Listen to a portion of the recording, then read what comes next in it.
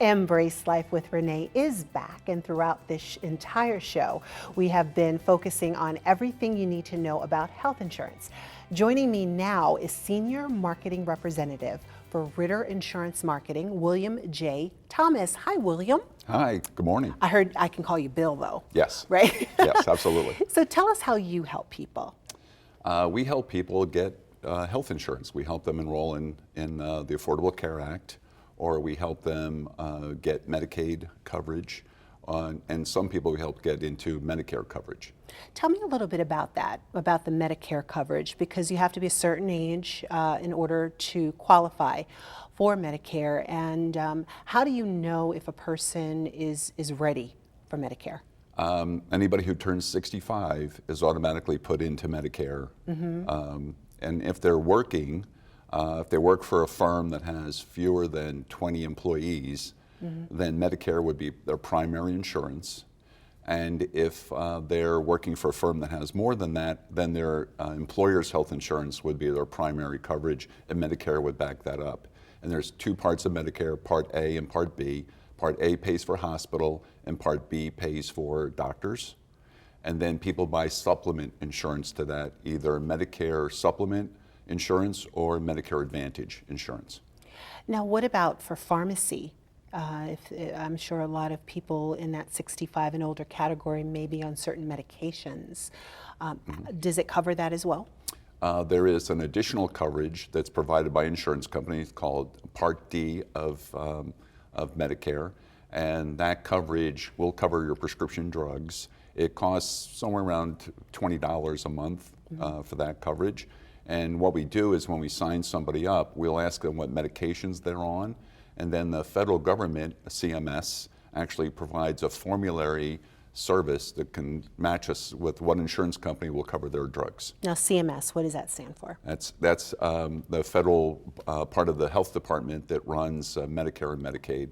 Gotcha. And runs the Affordable Care Act. Gotcha. It's the Center for Medicare and Medicaid Services. Okay, so if you are interested in Medicaid, yes, what would you say to a person who might be interested in that insurance? Well, if you apply for the Affordable Care Act with mm-hmm. us or with a navigator, and you do not qualify because your income is too low, you'll be directed to go to your county Medicaid office in New Jersey. It's called Family Care, and you'll be directed to go to them, and they'll work with you to get you signed up. Neither the navigators nor us can sign you up for Medicaid. That has to be done through the county office. Okay. And say, for instance, I have a pre-existing condition, because I know there was a lot of talk about pre-existing conditions over the last several years as it relates to insurance. Mm-hmm. What options do I have? Is it an easy fix to get insurance with pre-existing conditions now, or is it a little tougher? Well, no, either Medicaid, Medicare, or the Affordable Care Act will cover your pre-existing conditions. Mm-hmm. So if you have cancer and you sign up for the Affordable Care Act, your cancer will be, all your treatment will be covered.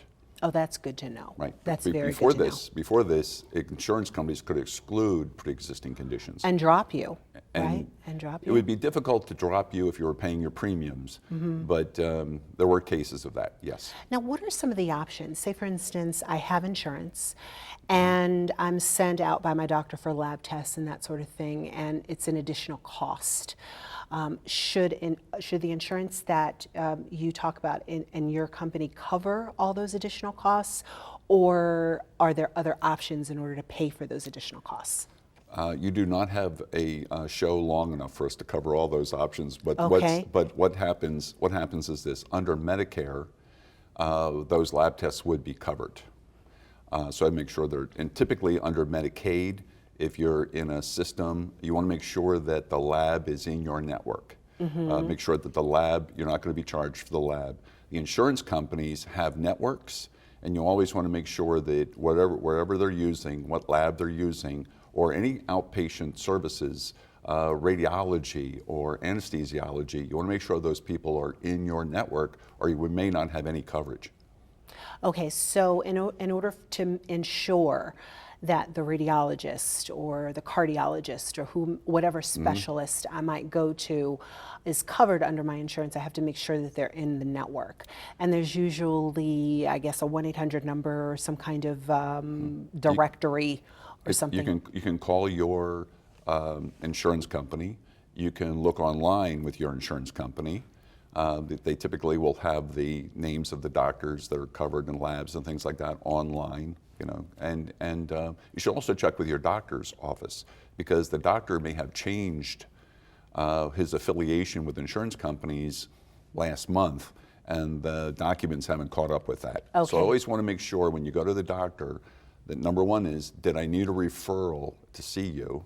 So sometimes to see a doctor you need a referral, so make sure that you have a referral. Got it. To see a specialist, and make sure that the doctor is in the network. Awesome. Thank you so much, Bill, Sure. for being with us. This has been so helpful and so enlightening. If you have any questions about anything we have talked about today, or have your own questions, please reach out to a navigator or to Bill and schedule an appointment. You can go to 1-877-9-ACCESS, or you could visit centerffs.org/navigator, or for Ritter Insurance Marketing, please call 1-800-769-1847. Is that the Yes. correct number? Okay, and we'll see you next time on Embrace Life with Renai.